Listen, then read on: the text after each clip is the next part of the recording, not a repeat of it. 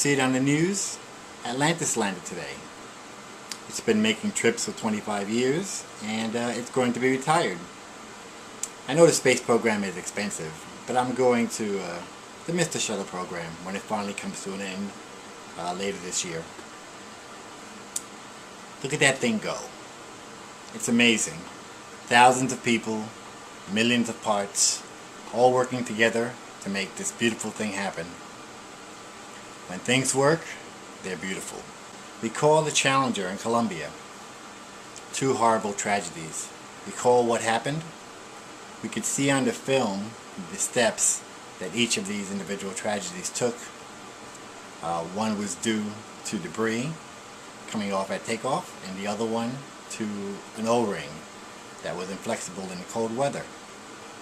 Frickin' piece of plastic.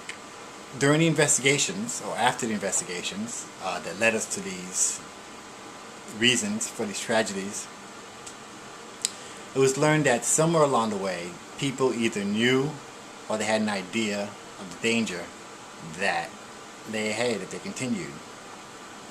Yet, they either were shouted down, or they chose to be silent, or they were silenced.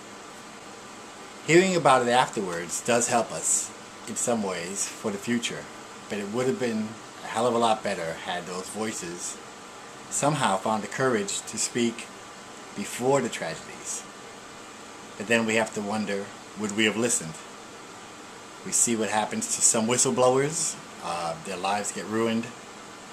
So it takes somebody with real guts to make that kind of step forward. I don't know how many of us have it in us to do that kind of thing. I bring this up because of what's happening in the Gulf. BP and the other companies involved have done and are continuing to do a great deal of harm to our planet. Lives, livelihoods will just never be the same, at least not during any of our lifetimes when all is said and done. And I wonder, I heard one person on the radio saying that he was a former worker and that tests were faked and what have you. But there must have been dozens, hundreds of people up and down the chain of command, up and down the corporations that knew that if something happened, they couldn't do anything to stop it.